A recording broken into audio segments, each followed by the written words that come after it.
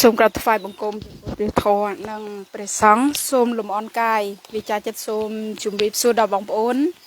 ជនរួមភាសាជាកັບផ្សាយនៅពេលព្រឹកនេះគឺម៉ោង7កន្លះ8កន្លះជាការបកស្រាយអំពីខ្លឹមសារកិច្ចព្រមព្រៀងសន្តិភាពទីក្រុងប៉ារី23ដុល្លារ1991នៅត្រង់ចំណុចកាកបាទក្រហមគឺត្រូវចូលរួមសម្របសម្រួលទៅដល់ការដោះលែងនៅក្រមឆ្លើយសឹកហើយនឹងក្រមស៊ីវិលជាប់ឃុំម្សិលមិញពួកខ្ញុំបានបញ្ជាក់អំពីអ្វីទៅហៅថាក្រមឬក៏ជនឆ្លើយសឹកហើយអ្វីទៅហៅថាជនស៊ីវិលជាប់ឃុំនៅថ្ងៃនេះគឺនឹងមានការជជែកនៅត្រង់ចំណុចកាកបាទក្រហមអន្តរជាតិគឺមានទូនីតិនៅក្នុងការសម្របសម្រួលធ្វើឲ្យមានការដោះលែងនៅជនឆ្លើយសឹកនិងជនស៊ីវិលជាប់ឃុំតើហេតុអ្វីបានជាការដោះលែងឆ្លើយសឹកនៅកម្ពុជាហើយនឹងជនស៊ីវិលជាប់ឃុំ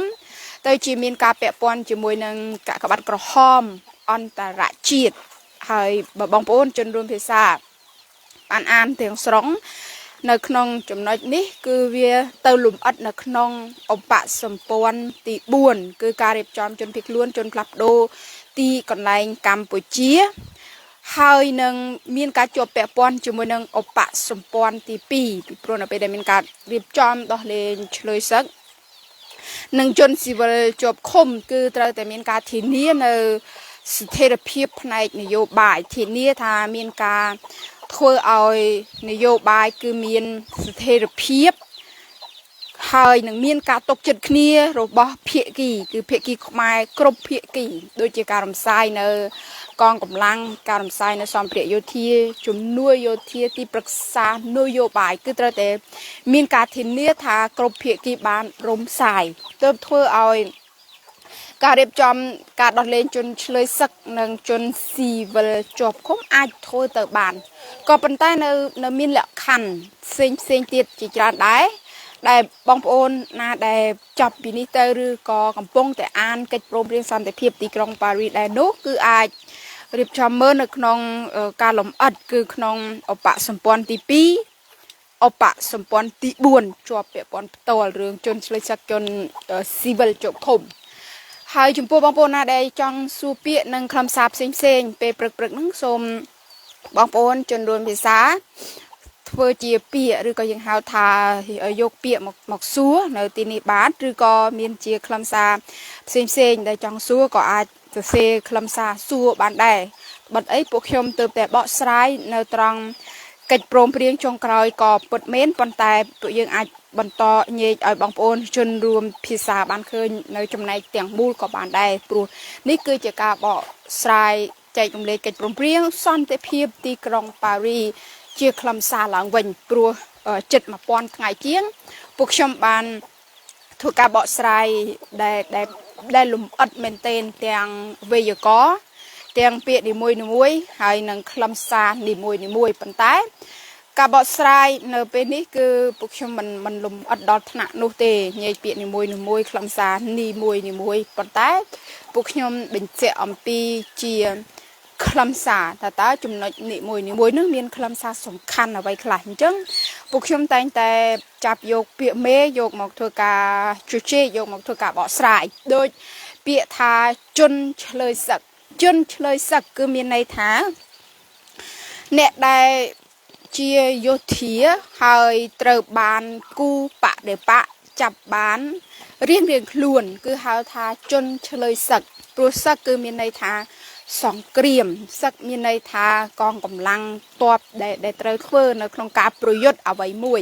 អញ្ចឹងជនឆ្លើយសឹកគឺមានន័យថាភាគីខ្មែរទាំង4ភាគីនោះគឺជាភាគីគូបដិបកគឺគូចំនួននឹងគ្នាអញ្ចឹងនៅពេលដែលចាប់កងទ័ពខាងភាគីចំនួនរបស់ខ្លួនបាននោះគឺហៅថាជនឆ្លើយសឹកមួយទៀតគឺជនស៊ីវិលជាប់ឃុំបានន័យថា គឺមិនមែនជាយោធាមិនមែនជាកងកម្លាំងទេគឺជាពលរដ្ឋដែលត្រូវបានភាគីនីមួយភាគីបដិបកហ្នឹងគឺចាប់បានប៉ុន្តែពួកគាត់ហ្នឹងគឺជាពលរដ្ឋពួកគាត់ជាមន្ត្រីគ្រូបង្រៀនយើងហៅថាមន្ត្រីស៊ីវិលពួកគាត់ជាមន្ត្រីពេទ្យពួកគាត់គឺជាមន្ត្រីដែលក្រៅអំពីកងទ័ពឲ្យតែក្រៅអំពីមុខងារជាកងទ័ពគឺគេហៅថាជនស៊ីវិលជាប់ឃុំសំណួរសួរថាហេតុអ្វីក៏គ្រាន់តែជាការដោះលែងជនស៊ីវិលជាប់ឃុំហើយនឹងជនឆ្លើយសឹកចាំបាច់អីកាកបាទក្រហមអន្តរជាតិរៀបចំសម្របសម្រួលនៅក្នុងការដោះលែងបើសិនជានោះគឺជាសង្គ្រាមស៊ីវិលគឺត្រឹមតែភាគីខ្មែរនិងភាគីខ្មែរប្រឡែងឬក៏ដោះលែងនៅជនឆ្លើយសឹករៀងខ្លួនទៅដោះលែងនៅជនស៊ីវិលជាប់ឃុំរៀងខ្លួនទៅអញ្ចឹងបញ្ហាហ្នឹងគឺអាចធ្វើការដោះស្រាយបានប៉ុន្តែបងប្អូនជនរួមភាសាដែលធ្លាប់ស្ដាប់ច្រើនថ្ងៃមកហើយនោះក៏បងប្អូនជនរួមភាសាអាចស្មានបានខ្លះអាចគិតបានខ្លះថាដោយសារតែមូលហេតុអ្វីហើយណាអញ្ចឹងខ្ញុំសូមរំលឹកនៅសំណួរម្ដងទៀតថ្ងៃនេះមានពីរសំណួរដែលត្រូវធ្វើការជជែកនៅក្នុងវីដេអូមួយនេះសំណួរទី1ថាហេតុអ្វីបានជាការរលែងជនឆ្លើយសឹកហើយនឹងជនស៊ីវិលជាប់ឃុំគឺត្រូវតែដោះលែងឬក៏សម្របសម្រួលដោយកាកបាទក្រហមអន្តរជាតិចានៅនេះងងឹតហើយនឹងចំណុចមួយទៀតថាតើកាកបាទក្រហមអន្តរជាតិនេះគឺមានតួនាទីមានកាតព្វកិច្ចធ្វើអីគេខ្លះបើក្នុងឃ្លានេះបានបញ្ជាក់ឲ្យថាគឺកាកបាទក្រហមអន្តរជាតិគឺត្រូវតែជាអ្នកសម្របសម្រួលធ្វើឲ្យមានការដោះលែងជនឆ្លើយសឹកហើយនឹងជនស៊ីវិលជាប់ឃុំបើបានជាថាដោះលែងហើយជាចំណែកមួយអញ្ចឹងបងប្អូនជនរួមភាសាជួយរកបន្តទៀតអំពីតួនាទីអំពីកាតព្វកិច្ចមុខងាររបស់កាកបាទក្រហមអន្តរជាតិនៅក្នុងកិច្ចព្រមព្រៀងចុងក្រោយនៃសន្និសីទប៉ារីសស្ដីពីកម្ពុជាហើយខ្ញុំសូមមើលកំណត់បងប្អូនជនរួមភាសាបណ្ដាទៀតសិនក្រែកបានឆ្លើយឆ្លងខ្លះនៅពេលព្រឹកនេះហើយនឹងត្រឡប់មកប្រធានបទឡើងវិញតែពួកយើងកំពុងតែបកស្រាយនៅក្នុងចំណុចទី13នៃទំព័រ49នៃកិច្ចព្រមព្រៀងចុងក្រោយនៃសន្និសីទប៉ារីសស្ដីពីកម្ពុជាថ្ងៃនេះគឺជាវីដេអូភាគទី1026ថ្ងៃហើយដែរហើយជំរាបសួរបងសេហាសវណ្ណភូមិបងមានសំណួរមួយអបសម្ព័ន្ធទី2មាត្រា1ការឈប់បាញ់ចំណុច1គ្រប់ភាគីកម្ពុជាទាំងអស់ចាប់ពីពេលនេះទៅហៅបណ្ដាភាគីយល់ព្រមអនុវត្តការឈប់បាញ់ទាំងស្រុងតើបងសេហាសវណ្ណភូមិមានសំណួរអីបើបងទៅសេបែបនេះគ្រាន់តែដាក់សញ្ញាសួរដឹងថានេះគឺជាឃ្លាដែលស្រង់ចេញពីកិច្ចព្រមព្រៀងសន្តិភាពទីក្រុងប៉ារីសតែតើបងសួរពីអីសួរខ្លឹមសារអីជួយបញ្ជាក់នៅជំហររបស់បងផងដែរបងព្យាយាមដើរចេញដើម្បីអនាគតអូនខ្ញុំមិនយល់សិទ្ធស្វ័យជួយពន្យល់ប្រហែលជាសិទ្ធស្វ័យសម្រេចណាសិទ្ធស្វ័យសម្រេចសិទ្ធស្វ័យសម្រេចហ្នឹងគឺការសម្រេចដោយខ្លួនឯងដោយគ្មានសម្ពាធដោយគ្មានការធ្វើទុកបុកម្នេញដោយគ្មានពុករលួយអីជាដើមប្រហែលជាបងចង់សរសេរហ្នឹងពាក្យសិទ្ធស្វ័យសម្រេចហ្នឹងសរសេរពីកន្លែងមិនដឹងថាបងសរសេរនៅកន្លែងដែលពលរដ្ឋមានសិទ្ធស្វ័យសម្រេចឬក៏អង្គការសហប្រជាជាតិមានសិទ្ធស្វ័យសម្រេចបងម្ចាស់សំណួរបើកន្លែងដែលបងសួរគឺកន្លែងពលរដ្ឋមានសិទ្ធស្វ័យសម្រេចលើជោគវាសនានយោបាយជាតិបានន័យថាយ៉ាងម៉េចបានន័យថា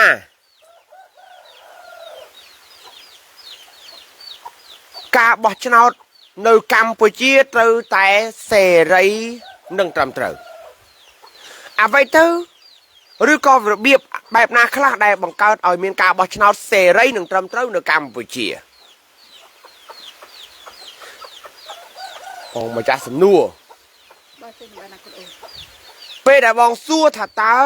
អ្វីទៅសិទ្ធិស្វ័យសម្រេចរបស់ប្រជាពលរដ្ឋខ្មែរក្នុងការសម្រេចទៅលើជោគវាសនានយោបាយជាតិរបស់ខ្លួន បានន័យថាប្រទេសកម្ពុជាត្រូវតែរៀបចំឲ្យមានការបោះឆ្នោតដោយសេរីនិងត្រឹមត្រូវ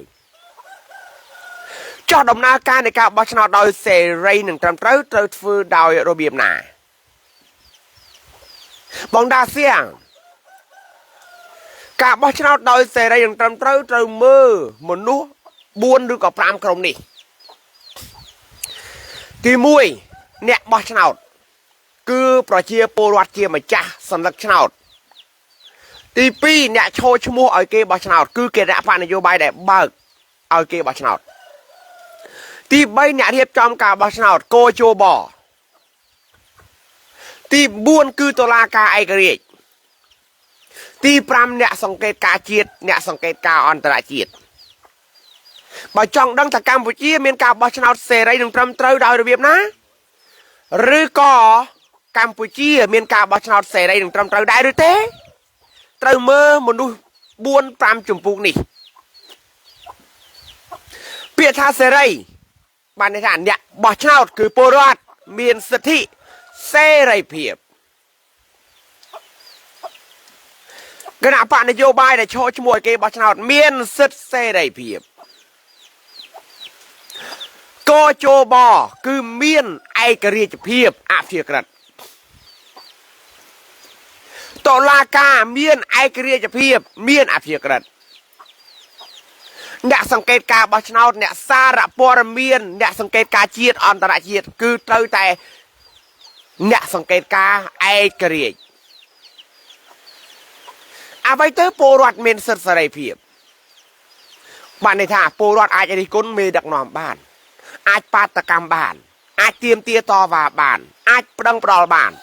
មិនមែនវាយពលរដ្ឋណាហ៊ានតែចេញក្រោកមកបាតកម្មវាយចាប់ដាក់គុកគំរាមកំហែងគ្រួសារគេដេញគេចេញពីប្រទេសអានឹងវាបាត់សេរីភាពហើយពលរដ្ឋបើកវត្ថុអាស៊ីសេរីស្រាប់ក៏មិនបានបើកវត្ថុកម្ពុជាដេលីឬក៏សារព័ត៌មានឯករាជ្យមួយណានៅក្នុងស្រុកនៅក្រៅស្រុកបិទចោលទាំងអស់មិនឲ្យស្ដាប់បានន័យថាពលរដ្ឋបាត់បង់សិទ្ធិសារព័ត៌មានពលរដ្ឋប្រកាសថាគាត់កាន់បកនេះគាត់ឆ្លាញ់បកគលនេះគាត់ឆ្លាញ់បកនេះគាត់ឆ្លាញ់និន្នាការនេះឯងទៅហាមគេទៅវាយផ្លាកគណៈបកនយោបាយមកផ្ទះគេឬក៏ចាប់ហែកកណ្ដាស់របស់គេដែលពលរដ្ឋនឹងឆ្លាញ់ចោលពលរដ្ឋបាត់សិទ្ធិសេរីភាពហើយបានន័យថាពលរដ្ឋគ្មានសិទ្ធិស្វ័យសម្រេចម្ចាស់សំណួរបងទូចទេក៏ប៉ុន្តែធ្ងន់ណាស់ចង់ឲ្យមានសិទ្ធិស្វ័យសម្រេចលុះត្រាតែពលរដ្ឋមានសិទ្ធិសេរីភាពហើយមានរឿងច្រើនទៀតសូមទៅអាននៅក្នុងជំពូកទី3ច្បាប់រដ្ឋធម្មនុញ្ញសូមទៅអានច្បាប់បោះឆ្នោតសូមទៅអានកតិកាសញ្ញាអន្តរជាតិស្តីពីសិទ្ធិពលរដ្ឋសិទ្ធិនយោបាយជនរួមភាសានឹងបានច្បាស់បានភ្លឺក្នុងចិត្តថាពលរដ្ឋមានអំណាចអស្ចារ្យតែកាលណាយើងអត់ចេះយើងអត់ប្រើកើតមិនខុសអីជនជាតិដើមភាគតិចដែលគាត់អត់ស្គាល់អ្វីទៅកុំព្យូទ័រឬក៏ទូរស័ព្ទខ្ញុំនិយាយអ្នកដែលអត់ស្គាល់ព្រោះឥឡូវជនជាតិដើមភាគតិចគាត់ចេះប្រើ Facebook ខ្ញុំចូលទៅរតនគិរីខ្ញុំចូលទៅកញ្ចេះខ្ញុំចូលទៅព្រះវិហារទៅជួបមួយជនជាតិដើមភាគតិចនៅក្នុងព្រៃគឺថាឆ្ងាយណាស់ជិះម៉ូតូជិត4ម៉ោងចេញពីផ្លូវធំទៅស្រាប់តែហើយទៅក្នុងភូមិគាត់ចាំជ្រូកទៅជ្រូកព្រៃគាត់យកជ្រូកព្រៃយកមកផ្សំចាំនៅក្នុងផ្ទះនោះថារបៀបរស់នៅនឹងគឺមហាសែនសម្រាប់ខ្ញុំសនុកចិត្តអត់គំរាមកំហែងគ្នាអត់ឆ្លៀនពៀនគ្នាអត់ទេផ្ទះគ្មានលបងគ្មានអីទាំងអស់ស្រាប់ក្នុងផ្ទះណាក៏មានទូរស័ព្ទប្រើដែរក្មេងៗណាក្មេងស្រីក្មេងប្រុសអាយុត្រឹម12ដល់10ឆ្នាំ3ដល់10ឆ្នាំនឹងមានទូរស័ព្ទប្រើហើយគាត់ចេះលេងហើយប៉ុន្តែខ្ញុំឧទាហរណ៍ថាគាត់អត់ចេះគាត់អត់ស្គាល់កុំព្យូទ័រគាត់អត់ស្គាល់ទូរស័ព្ទទេស្រាប់តែយើងឲ្យទូរស័ព្ទគាត់ឲ្យកុំព្យូទ័រគាត់របស់នឹងទុកចោលហើយរបស់គាត់ប្រើអីគេទេខ្ញុំទៅណាយាយជនជាតិក្រឹងនៅរតនគិរីរបស់ដែលគាត់ប្រើគឺអីគេចុកថ្នាំបុកស្លាហូបម្លូ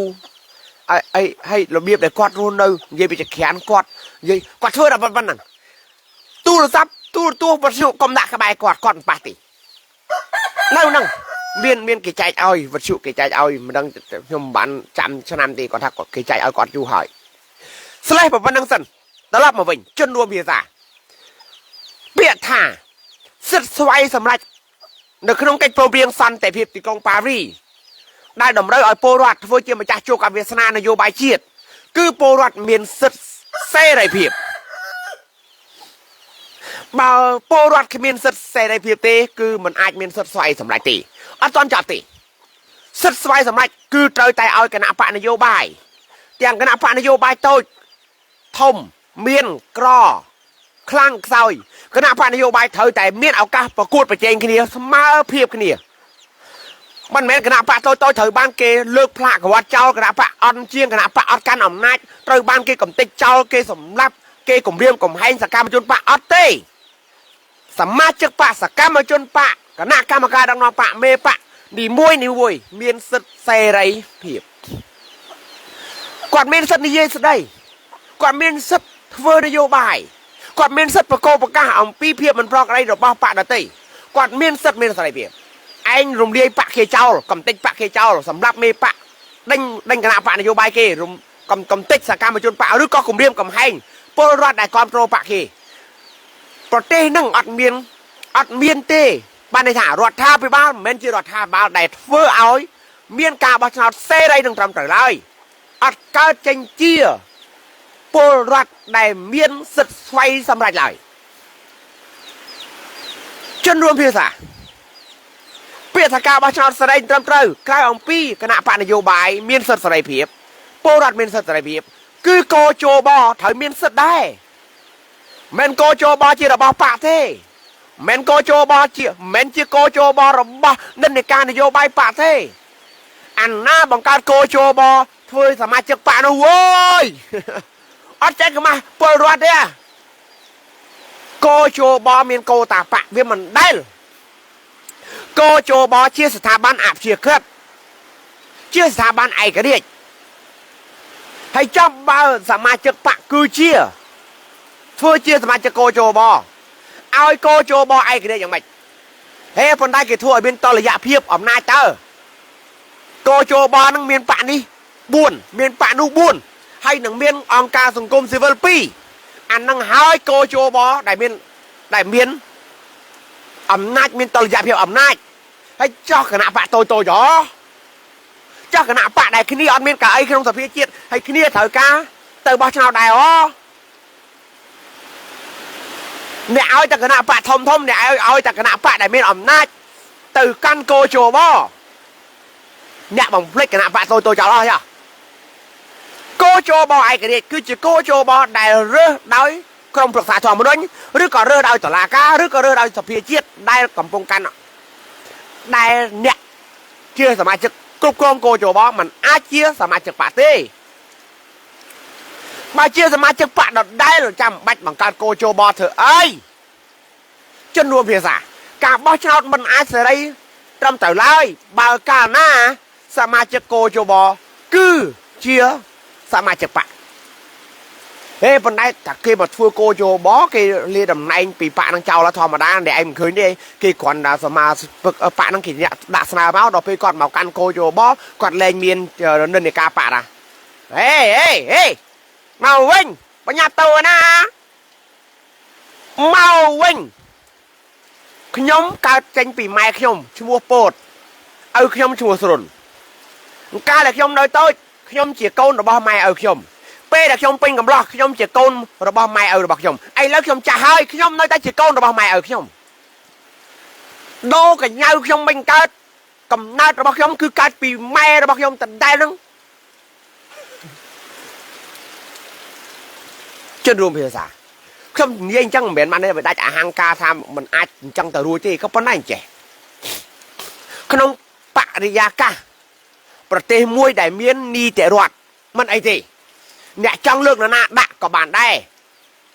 นี่แต่รอดมาหน่อยคือเมียนตลากาไอ้กระเดียเมียนสับเพียเจียไอ้กระเดียเมียนตีสไลกาไอ้กระเดียอำนาจกัมพูจังใบนั่งได้หลายปีขึ้นเนี่ยจังโกโจบอลเนี่ยไอ้เมาปีหน้าก็ได้ฉบับคือฉบับอนุวัตฉบับคืออนุวัตฉบับ cao lại này anh mình toàn thôi chỉ cô cho bó này anh bạ tại nẹ một căn cô cho bó nẹ lên chỉ bạ hỏi nẹ hiên tập ba ê dạ bọt bịa cái việc cha chặt cái này này bà chăng nâng cho bạp cô cho bó cho bạp cái nạ bạn này vô bài cho bạp bó nào cho bạp rót thòm rồi nẹ trời tại bên tô cắt tô gì ra thì nè và cắt trộp cô cho bó đầm la phiệp nâng cạn này phiệp cứ trời tại thôi phô rót cô cho bó score phô rót cô cho bó thơ nè vô bài mẹn cô cho bó ai thơ nè vô bài thế ngoa bà ơi lúc cái nhóm cô cho bó ăn miên pa po nè vô bài thế chẳng ai vẫn à cô cho bó chỉ nè điệp chóm cả bà cháu cô cho bó chỉ nè điệp chóm cả bà cháu ai phô rót bà cháu trừ rước mê đặc nom nó vô bài hay mà uất phẹp kê thằng anh cô cho bó ăn thơ nè vô bài thế ngoa bà ơi bao giang năng ha baក្រុមហ៊ុនប្រប៉ុណ្ណានៃគេសួរក្រុមហ៊ុនជួយអញមិនដឹងហើយក្រុមហ៊ុនnàyអញលក់សេវាកម្មផលិតផលអីអញរត់តែមិនដឹងហើយចោះតើអ្នកត្រូវការបុគ្គលិកនឹងជំនាញអីខ្លះអញមិនដឹងហើយអញ្ចឹងអីវិញទៅធ្វើម្ចាស់ក្រុមហ៊ុនគ្រប់គ្រងបុគ្គលិកណាកើតហើយសម្ភារបុគ្គលិកចូលយ៉ាងម៉េចជនរួមភាសាកោជបឯករាជ្យគឺជាកោជបដែលហ៊ានអនុញ្ញាតឲ្យពលរដ្ឋជួបគាត់ឲ្យពលរដ្ឋ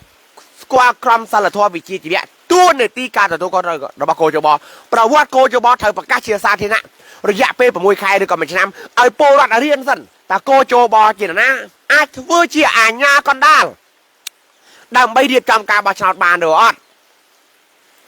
ទី3ទី4ការបោះឆ្នោតសេរីបានការបោះឆ្នោតសេរីនឹងត្រឹមត្រូវបានដែលធ្វើឲ្យពលរដ្ឋអាចមានសិទ្ធិស្វ័យសម្រេចក្នុងការបោះឆ្នោតបានលុះត្រាតែមានតុលាការឯករាជ្យដើម្បីបង្កើតឲ្យបាននីតិរដ្ឋបើតុលាការមិនឯករាជ្យទេនេះមេដៃនេះពលរដ្ឋត្រូវបានគេរំលោភសិទ្ធិតុលាការធ្វើប្រងើយកន់តើពលរដ្ឋគេបំបត្តិសិទ្ធិមិនឲ្យនិយាយស្រីមិនឲ្យនិយាយអំពីនយោបាយមិនឲ្យស្ដាប់ព័ត៌មាន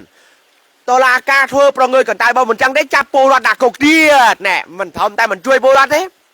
ចាប់ពលរដ្ឋដាក់គុកទៅវិញបើតុលាការមិនឯករាជ្យទេគណៈបកនយោបាយតូចត្រូវគេធ្វើបាបធ្វើទុកបុកម្នេញគេវាយផ្លាកគណៈបកគេគំរាមកំហែងសមាជិកបកគេសម្លាប់សមាជិកបកក៏គ្មាននរណារយុត្តិធម៌ឲ្យដែរហើយណាបើតុលាការមិនឯករាជ្យទេ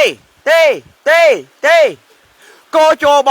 ក៏មិនអាចឯករាជ្យដែរព្រោះកោជបទទួលពាក្យបណ្ដឹងច្រើនណាស់បើគ្មានតុលាការឯករាជ្យតើកោជបអាចឈរជំហរឯករាជ្យដោយរបៀបណាពេលមានពាក្យបណ្ដឹងកើតឡើងដូច្នេះតុលាការឯករាជ្យបានលុះត្រាតែតុលាការជាតុលាការប្រកាសនៅបេក្ខជនឬក៏តុលាការត្រូវតែប្រកាសទ្រព្យសម្បត្តិចំណូលចំណាយជាប្រចាំខែរបស់តុលាការត្រូវតែបង្ហោះជាសាធារណៈឲ្យពលរដ្ឋបានដឹងចៅក្រមក្រឡាបញ្ជីព្រះរាជអាជ្ញាគណៈកម្មការការក្តីដែលបានចូលរួមពេលធ្វើជាសមាជិកតុលាការជាប្រព័ន្ធយុត្តិធម៌ត្រូវតែប្រកាសមុននឹងគាត់កាន់តំណែងនឹងកាន់តំណែង5ឆ្នាំបានអីប្រាក់ខែប្រពន្ធនឹងឡើងដល់ប្រមាណប្តីប្រពន្ធកូនចៅរបស់គាត់ខ្សែរបស់គាត់ហើយស្មារបស់គាត់ដែលគាត់ពាក់ផ្លាកជាចៅក្រមមេធាវីព្រះរាជអាជ្ញាកាឡាបញ្ជីនឹងបន្ទាប់ពីគាត់រៀបចំហើយចុះមិនក៏ใส่នឹងហុយរមោដល់យើងនោះជនរួមភាសាអញ្ចឹងតុលាការជាតុលាការឯករាជ្យបានលុះត្រាតែតុលាការអាចប្រកាសអំពីទ្រព្យសម្បត្តិរបស់មន្ត្រីកម្ពុជារបស់តុលាការដំបងតុលាការអូតូតុលាការកម្ពុជាហើយពេលដែលកាត់ក្តីបង្រៀនពលរដ្ឋឲ្យចេះប្តឹងបង្រៀនពលរដ្ឋឲ្យចូលស្ដាប់សាវនាការបង្រៀនពលរដ្ឋឲ្យចូលស្ដាប់ការប្រកាសសាលក្រមនិងបង្រៀនពលរដ្ឋអំពីរបៀបតាមដានការអនុវត្តសាលក្រមឲ្យពលរដ្ឋចេះដឹងយល់អំពីកាតព្វកិច្ចក្នុងការថែរក្សាការពារតុលាការឯករាជ្យជនរួមភាសាចុងក្រោយគឺអ្នកសារព័ត៌មានអ្នកសង្កេតការបោះឆ្នោតជាពលរដ្ឋអ្នកសង្កេតការបោះឆ្នោតជាសមាជិកបកអ្នកសង្កេតការបោះឆ្នោតក្នុងស្រុកនិងអ្នកសង្កេតការបោះឆ្នោតអន្តរជាតិគឺត្រូវតែឯករាជ្យ អ្នកសង្កេតការមានសិទ្ធិសេរីភាពនៅក្នុងការសង្កេតការមិនមែនអ្នកសង្កេតការណាដែលហ៊ានបញ្ចេញព័ត៌មានដែលខ្លួនបានរកឃើញពីប្រកបដីសម្លុតគម្រាមកំហែងបិទសារព័ត៌មាននឹងចោលដេញពលរដ្ឋនឹងចេញពីស្រុកឬក៏គម្រាមកំហែងចាប់ចងគេឬក៏សម្លុតទាំងផ្ទាល់នឹងប្រយោលទេបរិមិត្តបងលីសមានជនរួមភាសាម្ដងទៀតម្ចាស់សំណួរខ្ញុំសូមតង្ខេបជូនឲ្យតែស្រាប់ឡើងវិញពាក្យថាសិទ្ធិស្វ័យសម្រេចរបស់ប្រជាជនកម្ពុជាក្នុងការកំណត់ជោគវាសនានយោបាយជាតិរបស់ខ្លួនមានន័យថាគឺប្រជាពលរដ្ឋខ្មែរមានសិទ្ធិបោះឆ្នោតដោយសេរីនិងត្រឹមត្រូវពាក្យថាសេរីបានន័យថាអ្នកបោះឆ្នោតអ្នកឈរជាមួយគេបោះឆ្នោតអ្នករៀបចំការបោះឆ្នោតកោជបតុលាការឯករាជ្យអ្នកសង្កេតការអ្នកសារព័ត៌មានត្រូវតែមានសិទ្ធិនិងសេរីភាពហើយមានវិធីសាស្ត្របញ្យល់ច្រើនទៀតប៉ុន្តែអមាញ់មិញគឺរំលឹកអំពីសិទ្ធិសេរីភាពហើយនឹងពាក្យថាត្រឹមត្រូវគឺត្រឹមត្រូវតាមច្បាប់រដ្ឋធម្មនុញ្ញត្រឹមត្រូវតាមច្បាប់កោជបត្រឹមត្រូវតាមច្បាប់បោះឆ្នោតត្រឹមត្រូវតាមច្បាប់កតិកាសញ្ញាអន្តរជាតិស្តីពីសិទ្ធិពលរដ្ឋសិទ្ធិនយោបាយនិងត្រឹមត្រូវតាមកិច្ចព្រមព្រៀងសន្តិភាពទីក្រុងប៉ារីម្ដងទៀតកន្លឹះមាន2ទេក្តៅឲ្យជាប់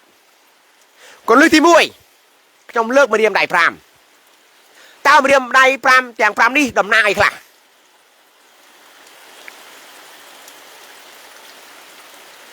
ម្ចាស់សំណួរដែលសួរអំពីសិទ្ធិស្វ័យសម្រេច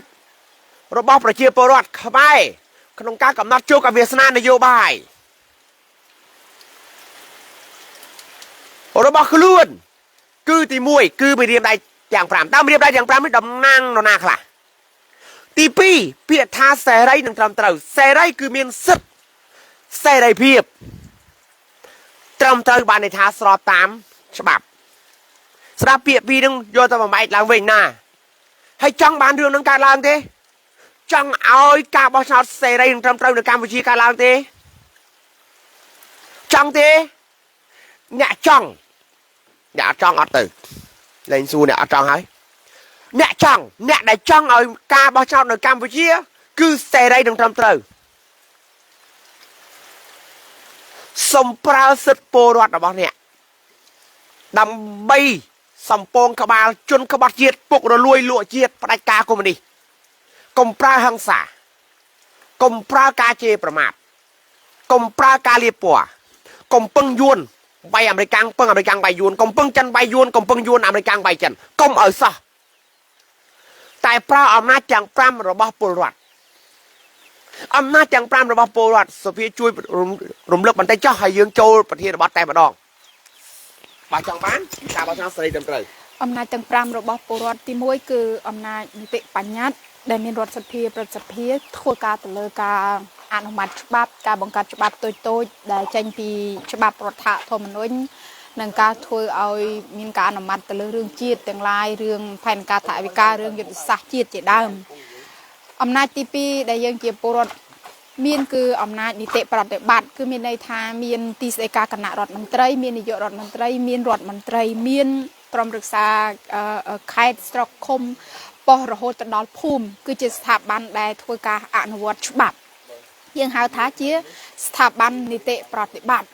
ទី3ពលរដ្ឋគឺជាម្ចាស់នៃអំណាចតុលាការដែលជាកន្លែងផ្ដល់យុត្តិធម៌ជាកន្លែងយកច្បាប់ជាគោលក្នុងការបង្កើតយុត្តិធម៌ដែលយើងប្រើភាសាថាដំណើរការនីតិវិធីដូច្នេះធ្វើជាម្ចាស់នៃអំណាចតុលាការបានអំណាចនីតិប្រតិបត្តិអំណាចនីតិបញ្ញត្តិបានគឺត្រូវតែបងប្អូនជនរួមភាសារៀនអំពីក្រមសីលធម៌នៃអំណាចទាំង3នេះរៀនអំពីវិជ្ជាជីវៈនៃអំណាចទាំង3នេះពេលដែលយើងចេះអំពីក្រមសីលធម៌ពេលដែលយើងចេះអំពីវិជ្ជាជីវៈគឺយើងអាចធ្វើការថ្លឹងថ្លែងបានថាតើអនុវត្តថាតើស្ថាប័នទាំង3នេះអនុវត្តត្រឹមត្រូវតាមដំណើរការនីតិវិធីវិជ្ជាជីវៈក្រមសីលធម៌ឬក៏អត់បើកន្លែងដែលអនុវត្តមិនត្រឹមត្រូវគឺយើងមាន កន្លែងនៅក្នុងការរិះរោគវិធីសាស្ត្របដងផ្ដាល់ទៀមទាតវ៉ារោគចំណុចដែលត្រូវធ្វើការបំពេញទី4គឺអំណាចរបស់យើងជាពលរដ្ឋជាមួយនឹងសារព័ត៌មានឯករាជ្យកុំធ្វើជាសត្រូវជាមួយនឹងសារព័ត៌មានឲ្យសោះពីព្រោះសារព័ត៌មានគឺជាអ្នកដែលមានអំណាចក្នុងការផ្សព្វផ្សាយក្នុងការសម្ភាសនៅក្នុងការរកបទបង្ហាញនានាអញ្ចឹងយើងធ្វើបែបណាយើងជាពលរដ្ឋត្រូវតែនៅក្បែរសារព័ត៌មានបើសារព័ត៌មាននោះឯករាជ្យយើងរឹតតែត្រូវចូលរួមការពារពួកគេដែលជាសារព័ត៌មានឯករាជ្យបើសារព័ត៌មាននោះអសិលធម៌បើសារព័ត៌មាននោះជេរប្រមាថឬក៏ប្រកាន់បកពួកខ្សែគ្នាខ្នងមេដឹកនាំនយោបាយឬក៏ផ្កាយ5ឬក៏ផ្កាយផុតលេខណាមកបញ្ជាក់ទេគឺច្បាប់ជាអ្នកធ្វើការកំណត់អញ្ចឹងយើងជឿច្បាប់យើងទៅតាមច្បាប់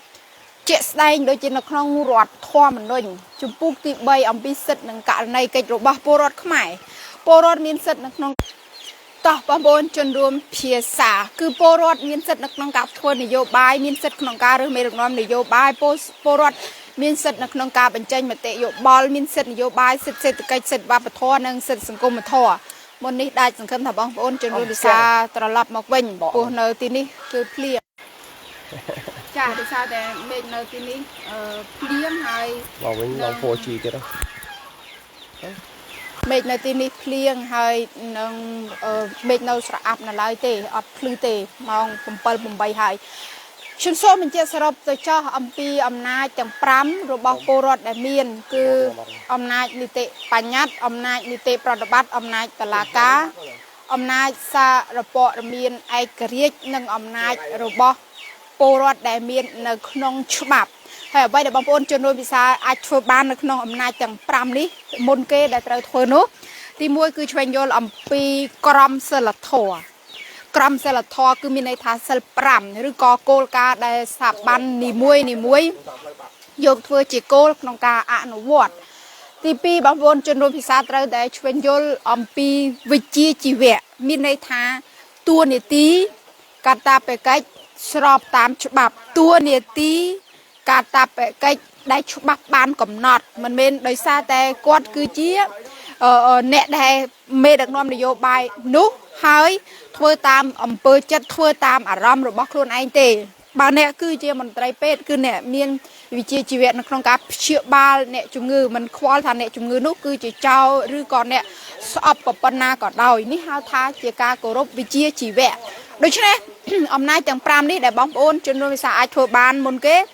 គឺទី1ឆ្វេងយល់អំពីក្រមសីលធម៌ឆ្វេងយល់អំពីវិជ្ជាជីវៈហើយបងប្អូនជនរួមភាសាបន្តធ្វើការតាមដានពេលដែលតាមដានទៅលើការអនុវត្តការប្រតិបត្តិរបស់អំណាចទាំង5នេះសូមបងប្អូនជនរួមភាសាបន្តក្នុងការកត់ត្រាទុកបង្កើតជាផុសតាងនានានេះគឺជាភាពមិនប្រក្រតីអញ្ចឹងបងប្អូនជនរួមភាសាធ្វើយ៉ាងម៉េចឲ្យមានជាវីដេអូផុសតាងហ្នឹងណាធ្វើយ៉ាងម៉េចឲ្យមានជាសំឡេងធ្វើយ៉ាងម៉េចឲ្យមានជាការកត់ត្រាជាអត្ថបទធ្វើយ៉ាងម៉េចគឺឲ្យមានជាគំនូរធ្វើយ៉ាងម៉េចឲ្យមានជាសំឡេងប្រសិនបើมันអាចគូมันអាចសរសេរมันអាចថតវីដេអូផ្ទាល់បានឬក៏ធ្វើយ៉ាងម៉េចយើងពេលដែលជួបព្រឹត្តិការណ៍ហ្នឹងគឺយើងចាប់ផ្ដើមនៅក្នុងការចេះថតសំឡេងខ្លួនឯងទុកភិនភាកឬក៏ចរិតលក្ខណៈរបស់មេដឹកនាំនយោបាយនោះដូច្នេះប៉ុណ្្នឹងចោះពាក់ព័ន្ធជាមួយនឹងចំណែកថាបើបងប្អូនជនរួមភាសាចង់បានការបោះឆ្នោតដោយសេរីត្រឹមត្រូវចង់បានឲ្យខ្លួនជាពលរដ្ឋគឺជាម្ចាស់អំណាចម្ចាស់ជោគវាសនាអនាគតនយោបាយគឺបងប្អូនជនរួមភាសាចូលរួមនៅក្នុងការការពារអំណាចទាំង5ហើយនឹងធ្វើឲ្យអំណាចទាំង5នេះគឺជាអំណាចរបស់ប្រជាពលរដ្ឋមិនមែនត្រូវអ្នកផ្សេងប្រើដើម្បីបង្កើតប្រយោជន៍ហើយចូលរួមបំផ្លាញជាតិឡើយបាត់ណាតោះឥឡូវយើងចូលដល់កន្លឹះដែលត្រូវបកស្រាយណាឥឡូវចូលដល់ចំណុចទី13ដែលត្រូវបកស្រាយចូលដល់ចំណុចទី13ដែលត្រូវបកស្រាយហ្នឹងគឺហេតុអ្វីបានជាការដោះលែងជ្រោយសឹកនឹងជនជាប់ឃុំត្រូវប្រើកាកបាទក្រហមអន្តរជាតិជនរួមភាសា ចម្លើយដែលជនរួមភាសាធ្លាប់ឮហើយហេតុអ្វីបានជាចំនួននៅកម្ពុជាត្រូវប្រើក្រមប្រឹក្សាសន្តិសុខអង្គការសហប្រជាជាតិឆ្លើយសំណួរហ្នឹងគឺដូចតែឆ្លើយហេតុអ្វីប្រើកាកបាទក្រហមហើយសុភាហេតុអ្វីចាំបាច់រឿងខ្មែរសោះមានគេថាសង្គ្រាមនៅកម្ពុជាជាសង្គ្រាមស៊ីវិលគឺខ្មែរនិងខ្មែរទេ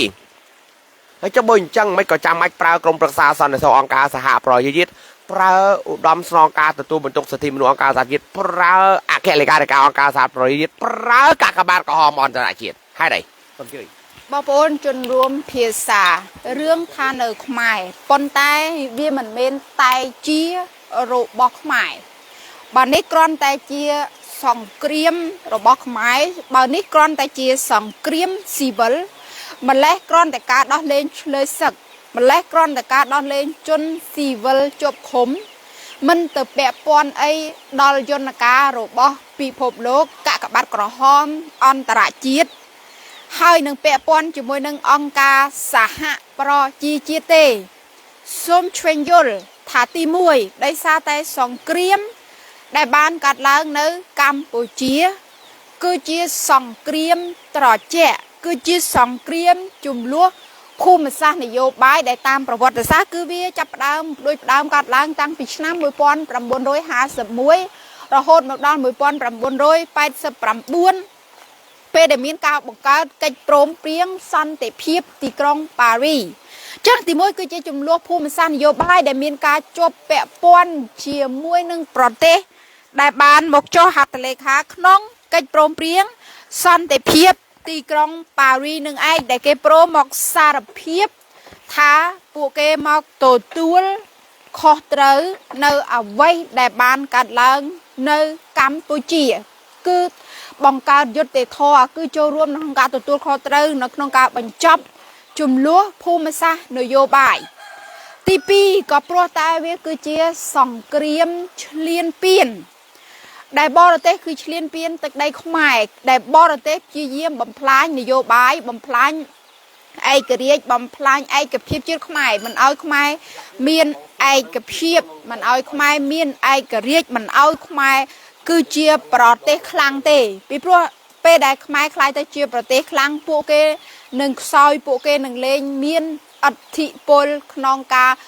ពង្រឹងពង្រីកនយោបាយឬក៏ក្រមឬក៏ចលនាឬក៏ការឈ្លានពានរបស់គេអញ្ចឹងគេប្រើគ្រប់រូបភាពនៅក្នុងការឈ្លានពានខ្មែរមិនថាតែ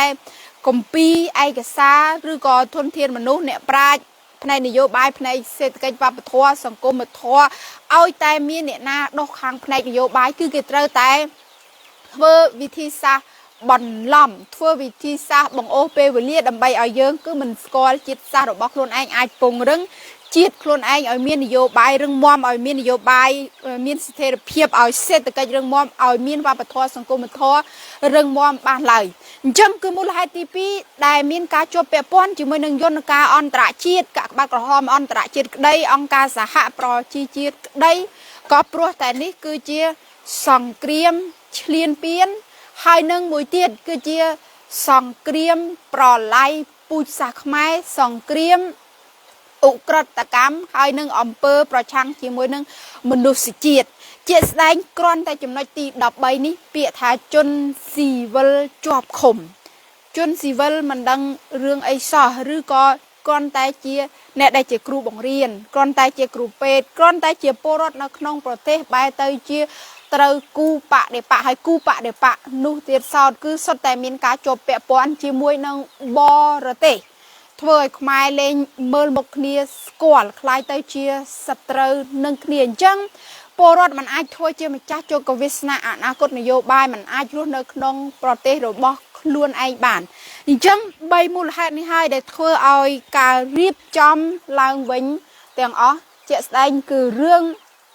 ការដោះលែងជនឆ្លើយសឹកនិងជនស៊ីវិលជាប់ឃុំនឹងស្ថានភាពផ្នែកនយោបាយនានាសន្តិសុខសន្តិភាពគឺត្រូវតែមានការចូលរួម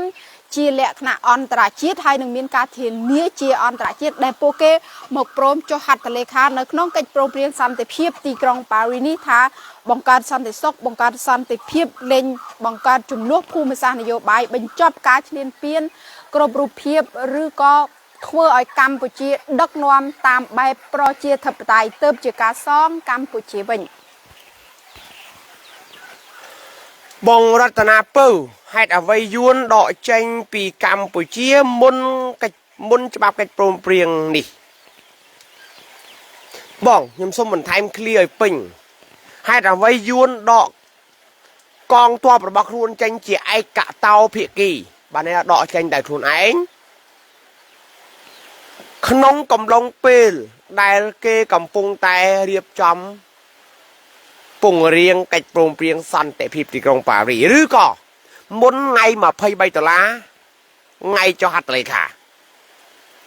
សំណួរបងសួរមិនស្រួលយើងយល់ច្រឡំឆ្លើយក៏ឆ្លើយច្រឡំដែរបងអាចជួយសរសេរឡើងវិញបានទេបងរតនាពៅហេតុអ្វីយួនដកកងទ័ពចេញពីកម្ពុជាដោយខ្លួនឯងដោយឯកតោភាគីដោយមិនចាំបាច់ត្រូវការនរណាត្រួតពិនិត្យអីទាំងអស់អត់ឲ្យមានការត្រួតពិនិត្យអត់ឲ្យមានការតាមដានថាខ្លួនឯងបានចូលយ៉ាងម៉េចចេញយ៉ាងម៉េចអត់ឲ្យទេគឺដកចេញជាឯកតោភាគីមុនថ្ងៃ23ដុល្លារ91មិនមែនមុនកិច្ចព្រមព្រៀងទេកុំច្រឡំមិនមែនមុនកិច្ចព្រមព្រៀងសន្តិភាពទីក្រុងប៉ារីទេកំឡុងពេលរៀបចំកិច្ចព្រមព្រៀងតើយួនដកចេញហ្នឹងកំឡុងពេលរៀបចំកិច្ចព្រមព្រៀងព្រោះកិច្ចព្រមព្រៀងរៀបចំតាំងពី79រហូតដល់91កំឡុងពេលរៀបចំកិច្ចព្រមព្រៀងសន្តិភាពទីក្រុងប៉ារីតែមុនថ្ងៃ23ដុល្លារ91មុននឹងអនុម័តកិច្ចព្រមព្រៀងសន្តិភាពទីក្រុងប៉ារីសរសេរសំណួរហ្នឹងឲ្យមកខ្ញុំឆ្លើយតែបើបងចង់សួរសំណួរនេះខ្ញុំអត់ឆ្លើយទេព្រោះសំណួរហ្នឹងសួរឆ្លើយអត់ចេញព្រោះយួនមិនបានដកចេញមុនកិច្ចព្រមព្រៀងទេបើដកចេញមុនកិច្ចព្រមព្រៀងគឺដកចេញមុន79បើដកចេញមុនកិច្ចព្រមព្រៀងគឺដកចេញមុន1979គឺមុនថ្ងៃ15ខែមករា79មុននឹងអង្គការសហប្រជាជាតិទៅដល់បងកំលៀងលី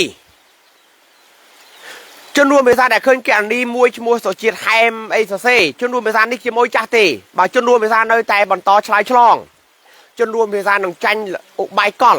អ្នកដែលមករំខានដើម្បីឲ្យជនរួមភាសាលេងមានសិលសមាធិនឹងបញ្ញាហើយបើជនរួមភាសាឆ្លើយឆ្លងដោយជេរប្រមាថគាត់វិញគឺអ្នកអរិតតែលេងមានបញ្ញាអ្នកអរិតតែអសិលធម៌ហើយអ្នកវិនិច្ឆ័យគាត់វិញគាត់វិនិច្ឆ័យអ្នកដទៃជារឿងរបស់គាត់នៅទីនេះទេបងកំលៀងលី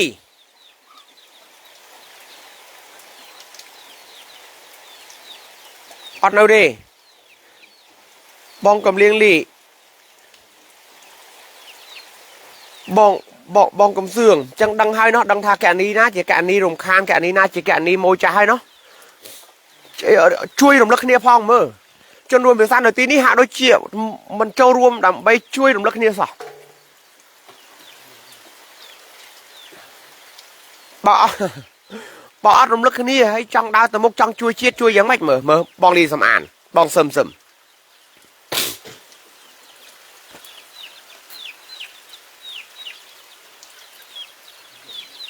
បងដាសៀងបើអ្នកទាំងអស់គ្នាមិនចូលរួមរំលឹកជនរួមភាសានៅទីនេះទេតើអ្នកចង់ជួយជាតិយ៉ាងម៉េចសូម្បីតែភាសាខ្មែរក៏យកមកឆ្លោះគ្នានៅទីហ្នឹងដែរឆ្លោះយកភាសាខ្មែរមកជេរបចោគ្នាយកភាសាខ្មែរមកប្រមាថគ្នានៅទីនេះទៅហើយតើអ្នកទាំងអស់គ្នាជួយជាតិយ៉ាងម៉េចនឹងកើត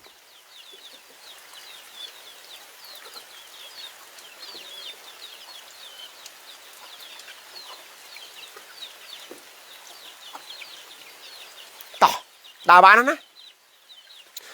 អត់មិនបងរតនាពៅបើបងមិនសរសេរឃ្លានឹងឡើងវិញទេខ្ញុំមិនឆ្លើយទេព្រោះខ្ញុំអត់ចេះឆ្លើយសំណួរបងទេព្រោះយួនមិនបានដកចេញមុន15មករា79ទេយួនដកចេញឆ្នាំ85 86និង89ហើយជនរួមភាសាណាចង់រកផុសតាំងថាយួនដកចេញរកខ្លួនឯងយករក YouTube ឃើញទេសំណួរដែលសួរថាតើមានផុសតាំងអីយួនដកចេញទេទៅមើលក្នុង YouTube វាយអក្សរឬក៏បាយក្នុង Google បាយថា Vietnamese soldiers ឬក៏ Vietnamese military withdrawal ឬក៏ការដកកងទ័ពយួនចេញពីកម្ពុជាបាយទៅរកឃើញហើយពេលដែលជនរួមភាសាចង់សួររកខុសត្រូវបែបនេះណាខ្ញុំខកចិត្តព្រោះអ្នកសំបីតែឯកសារដែលសរសេរអំពីក្បួនយួនដកកងទ័ពចេញដោយអង្គការសហប្រជាជាតិមិនចេះផងមិនអានផងហើយចង់ដឹងរឿងថាដកចេញ ដូចជាចង់ដឹងដោយខ្លួនឯងមិនព្រមរៀនឲ្យចេះហើយចាំបើយួនគេថាគេដកចេញទៅអានព័ត៌មានទៅហើយទៅសួរលោកហៅណាំហុងក៏បានហើយលោកហៅណាំហុងលោកហ៊ុនសែនក៏និយាយដែរថាយួនដកចេញហើយឆ្នាំ85 86និងឆ្នាំ89ដកចេញ85 86ហ្នឹងហើយបានបង្កើតក5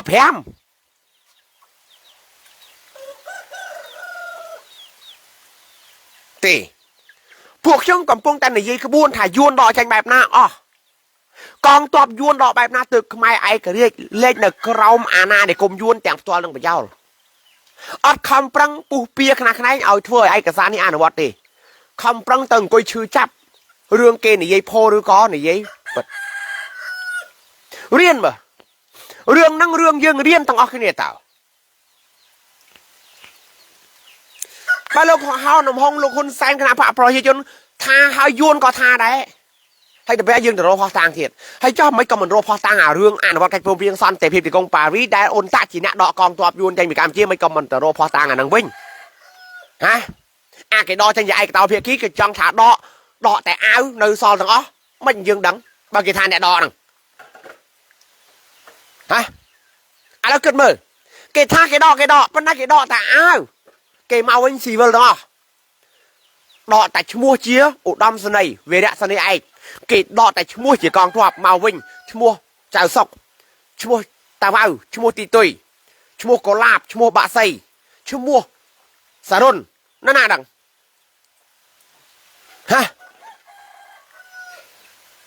អ្វីដែលពួកខ្ញុំកំពុងនិយាយពីក្បួន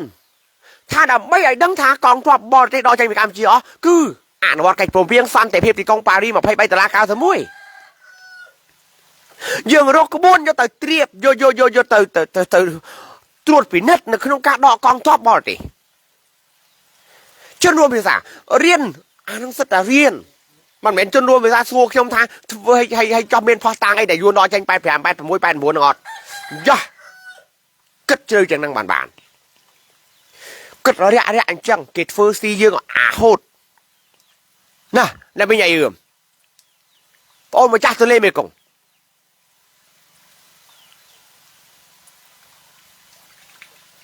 ជនរួមភាសាអើយតោះឥឡូវត្រឡប់មកវិញហេតុអ្វីបានជាការរៀបចំជនភៀសខ្លួនសំទោសជនឆ្លើយសឹកការដោះលែងជនឆ្លើយសឹកនិងការដោះលែងជនជាប់ឃុំស៊ីវិលយល់ហើយណាជនឆ្លើយសឹក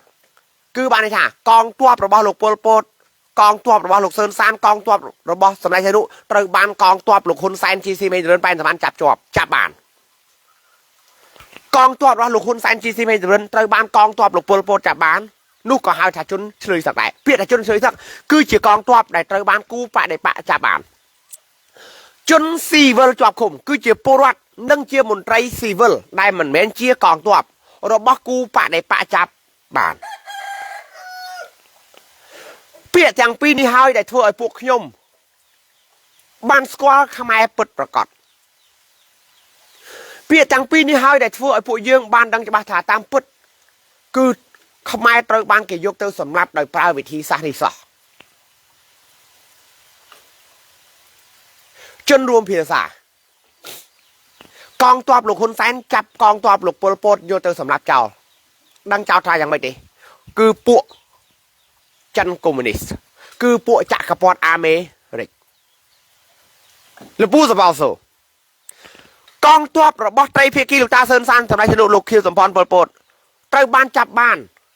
ដោយភាគីលោកហ៊ុនសែនជីស៊ីមេរិនប៉ែនសវណ្ណគឺយកទៅសម្លាប់ចោលយកទៅធ្វើទារុណកម្មដើម្បីសម្លាប់ចោលថាពួកនោះកងទ័ពទាំងអស់នោះគឺជាពួកចក្រពត្តិអាមេរិកជាពួកសៀមជាពួកចិននិយមឃើញទេចំណែកកងទ័ពរបស់លោកហ៊ុនសែនជីស៊ីមេរិនមើលក5ល្បីចង់ងាប់ឲ្យរឿងក5ចាញ់បហ្នឹងខ្ញុំនៅដឹងខ្លះអ្នកភូមិខ្ញុំអ្នកភូមិជាប់ផ្ទះខ្ញុំកូនតាឡុង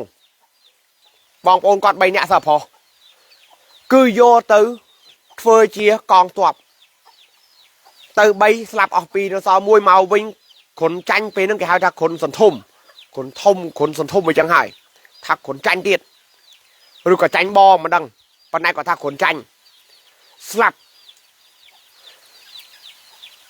ให้เป้แต่คำลือโซแบบนี้คำบ้านดังเต้ในยืนในโตก็ปนายเป้แต่เจียงจับเรามาเรียนน้องพี่กันปองเปียงมันดังท่าจมจังจนเฉลยสักนั่งขมายนั่งแต่กิเลียบทายุ่นกรมไตรเพียกีจับกรมหลวงคนไซน์จีซีเมย์จำนวนบานเกยจอดถ้ากรมหลวงคนไซน์จีซีเมย์จำนวนคือจะปัวยวนปัวโซเวียตคือยศแต่สำนักเก่าแจงอ๋อยศแต่ฟื้นเจริญกรรมดำไปเอาซาดเพียบให้สำนักเจ้าระเบียบสำหรับปวดขมายคือเกสำหรับโดยเรียบขมายทาจียวนเกสำหรับขมายทาจีจันเจียอเมริกันจังให้บันจีปกชมปลายจนรวมเพียซาปลวกบานดังถาเกเรียบปัวเยิงเกเรียบปัวเยิงเอาเยิงมือปัวขึ้นนี่เอาเยิงมือเชียมจ่อแต่ตามปนแมนดิเกปูกายเรียบเกปูกายเรียบตั้งปีสมัยมนต์นังบารังเชงเกเรียบปัวขมายตั้งปีมนต์บารังเชงเราโหดบารังเชงเราโหดอเมริกันโจลเราโหดจันเราโหดโซเวียตรัสเซียให้ดังยวนโจลขมายเอ้ยขมายเกเรียบปัวเยิงเราโหดเยิงมือขึ้นนี่เลยยลบ้องกำเลียงลีนี่จีกาบัญชีจังกรอยบ่บ้องกำเลียงลีนั่นแต่ชลายช่องแบบนี้เตี้ยคอมมันแต่ว่าบ้องกำเลียงลีชมชุบอ่านให้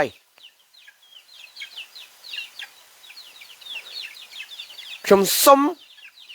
เจงการมลึกจงกรอยแต่บ้องกำเลียงลีบ่บ้องโดยแต่บ่อนโตสเซ่ชลายช่องจมูกหนึ่งแกะนี่ขมเอา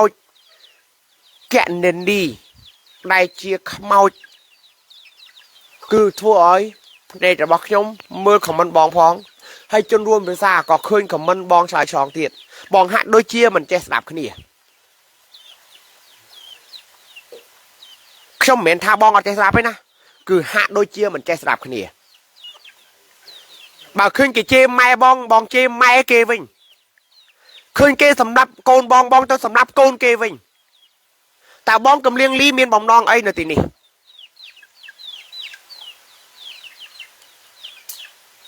บ่าวบองปัดเชี่ย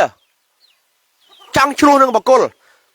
เขานึงเมียนเต้าพญาซาตะกอดตัวคอตะกอดตัวเต้าแอดแฟรงเนี่ยเต้าเจี๊ยบเจ้าขึ้นเนี่ยในน้องเฟซบุ๊กระบองเต้า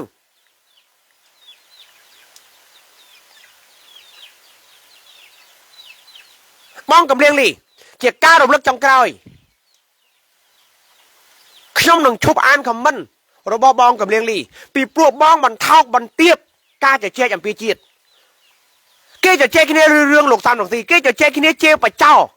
ให้บ้องในตาบันตอสอเซ่ชายช่องหน่อยบ้องกัดจัดตกถางกาบไส้เดี๋ยวมาพวกชมอัดเมียนดำไรสำหรับบ้องตีบ้องกูน่าชบสำหรับให้ดาวเจงหรือก็บ้องแอดเฟรนจมูกหนึ่งแฮมตัวเชียดนั่งเต้าตัวเจ๊กเวกเยกจมูกขี้เนี้ยเต้าเรื่องบักกุลตกไอ้บักกุลสลายเรื่องปะตกไอ้ปะสลายแต่เยื่องจังโยเปเวเลียมาเมาโยมาจะเจ๊เรื่องเจียดโยมาจะเชี่ยเรื่องเชียดบองทาวีขนมมันเตอร์บล็อกนาทั้งอ่ะให้สเชียดเจรอเขาด่าเลี้ยแพนได้เลี้ยไม่เอากวดก็ขนมโดยแต่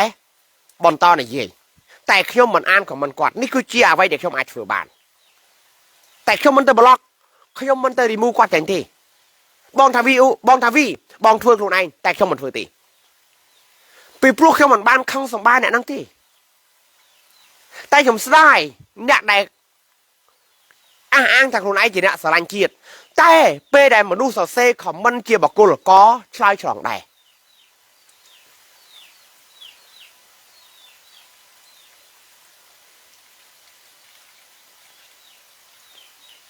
จนรวมเพื่อซะบองกับเลี้ยงลี่เย่มาดองเตียดบ่าวบองจัดตกถาตีนี่คือจิตที่จะเอากะmà ngay miền mà phải buồn màu vô pê tâm mà ngayจะchơi đương chiết về mình ban này dạng mấy hả ban chia vô đương bọc cô màจะchơi thì ní thiết bảo bong chưa trả năng lồng sao lồng gì tao này dây năng lồng phay lồng sao lồng gì ba mình ở chất đương bọc cô đương bạc tao này dây cái anh bạc này bọc cô men đánh tê tay không ai khát vào nhau snap gì snap thừa ấyอัดประยาวเจ๊เจงเต้า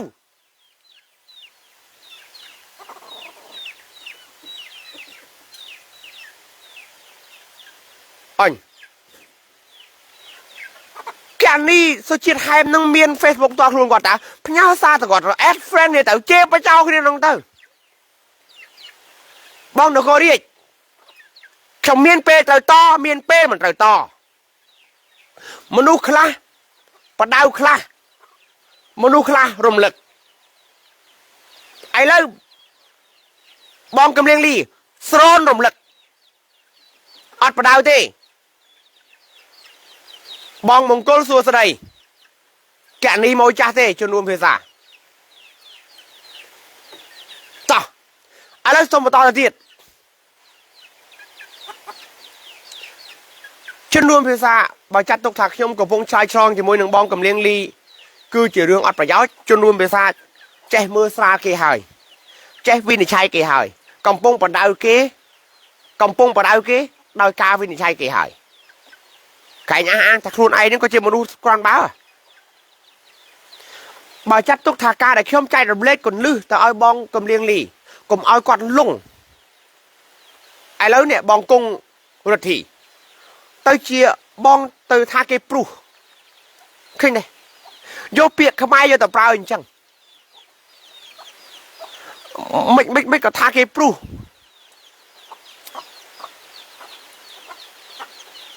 បបួលគ្នាប្រកាន់សិលសមាធិបញ្ញានិងការមិនវិនិច្ឆ័យហេតុអ្វីថាគេព្រុសទេបើបង្កើតសំណួរល្អ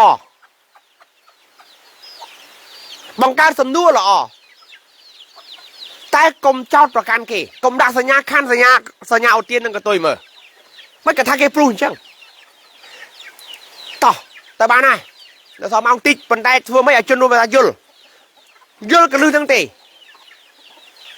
បងសរ៉ែនរ៉េន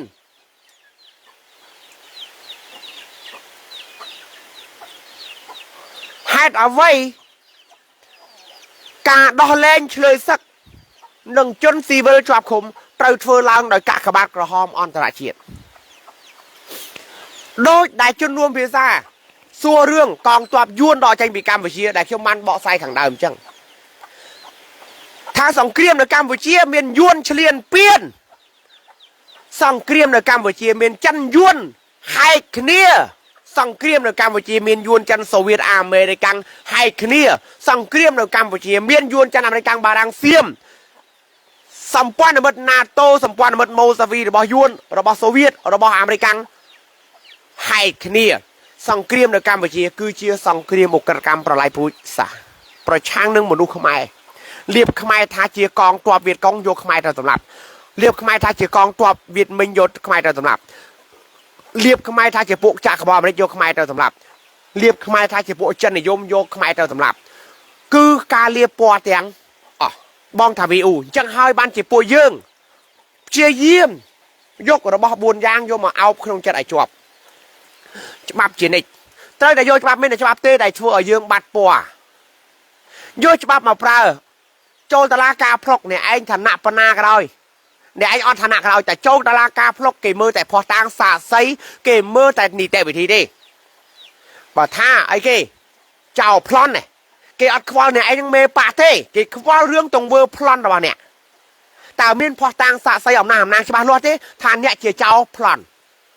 គេមិនខ្វល់ថាអ្នកមានឋានៈជានាយករដ្ឋមន្ត្រីជារដ្ឋមន្ត្រីទេគឺត្រូវតែ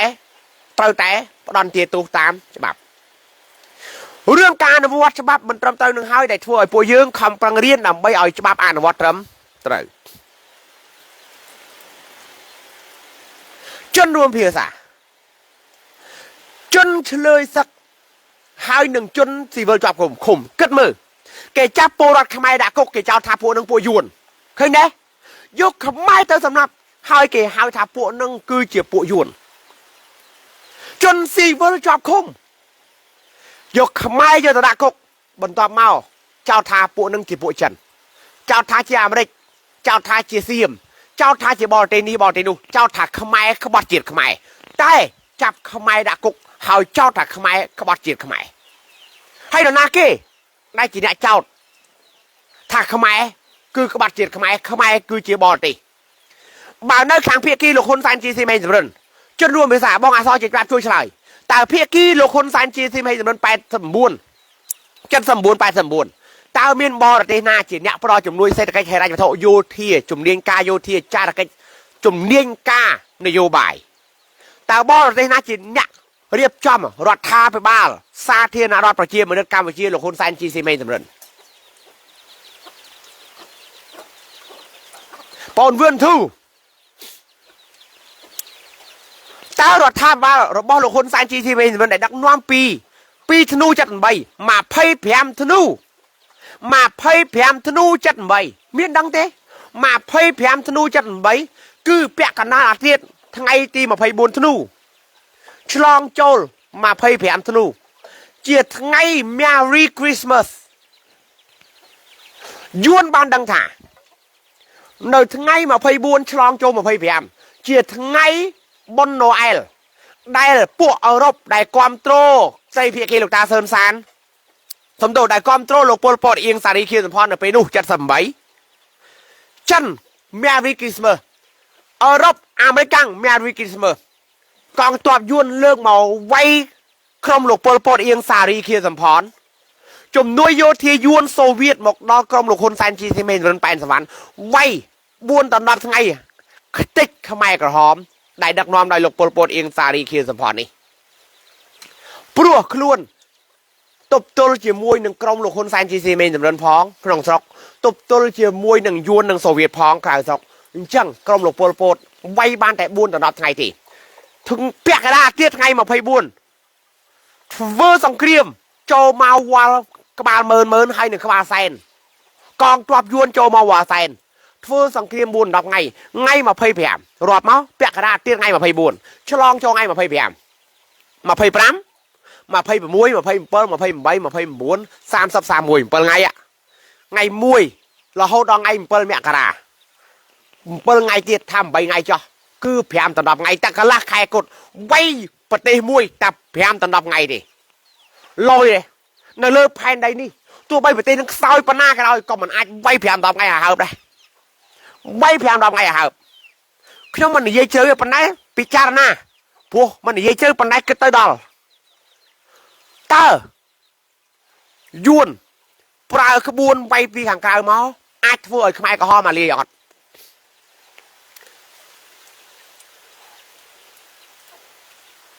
តើខ្មែរក្រហមគឺជាខ្មែរមែនឬក៏មិនមែនជំនួសភាសាត្រេះរិះពិចារណាគង់ដឹងទេរឿងអីវាយ4 5ដល់10ថ្ងៃឲ្យហើបតើខ្មែរក្រហម3ឆ្នាំ8ខែ20ថ្ងៃគឺជាខ្មែរមែនឬអត់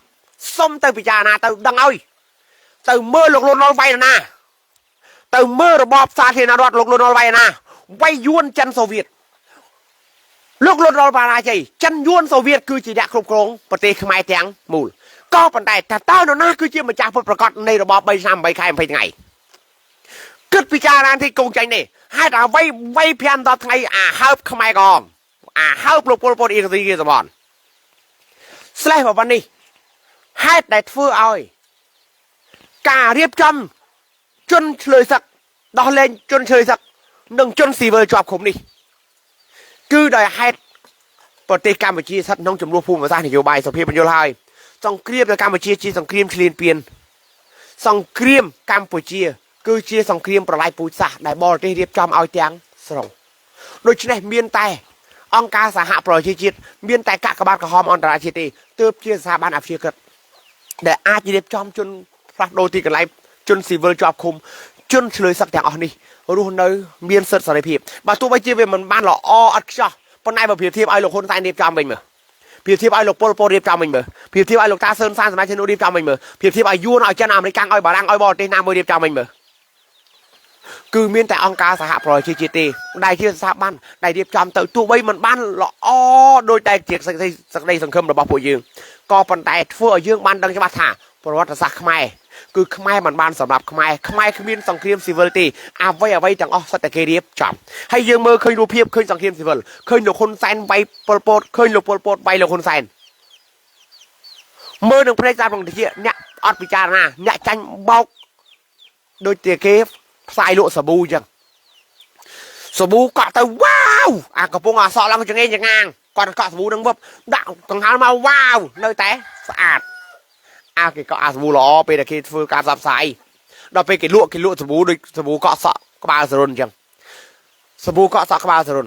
គាត់តែខ្យល់មិនទាន់នឹងប៉ះផងគាត់តែកវីចេះនៅហ្នឹងឆ្កឹងរឹងតោះចាប់ហើយសុភាសូមបញ្ចប់ចោះស្អែកបន្តទៀតត្រង់ ចំណុចទី13នេះស្អែកនឹងចូលទៅដល់ការបញ្ជាក់ពីយន្តការកាកបាទក្រហមអន្តរជាតិខ្លះពីព្រមមុននេះខ្ញុំបានដាក់ជា comment ហើយឲ្យបងប្អូនចូលទៅមើលនៅក្នុង website ថាតើមានការជាប់ពាក់ព័ន្ធអីជាមួយនឹងកាកបាទក្រហមអន្តរជាតិតើកាកបាទក្រហមអន្តរជាតិផ្ដល់ការសម្រួលឬក៏ការឧបត្ថម្ភដល់ជនឆ្លើយជាតិសឹកនិងជនស៊ីវិលជាប់ឃុំអ្វីខ្លះនោះពួកខ្ញុំនឹងចូលរួមបកស្រាយនៅក្នុងថ្ងៃស្អែកតែខ្ញុំសូមអានឃ្លារំលឹកជូនបងប្អូនជនរួមភាសានៅក្នុងចំណុចទី13មុននឹងបញ្ចប់ការផ្សាយនៅក្នុងថ្ងៃនេះនេះគឺជាចំណុចទី13នៅក្នុងទំព័រ49បណ្ដារដ្ឋចូលរួមក្នុងសន្និសីទស្នើឲ្យគណៈកម្មាធិការកាកបាទក្រហមអន្តរជាតិជួយសម្រួលការដោះលែងឆ្លើយសឹកនិងការជាប់ឃុំឃាំងស៊ីវិលស្របតាមគោលការណ៍របស់ខ្លួន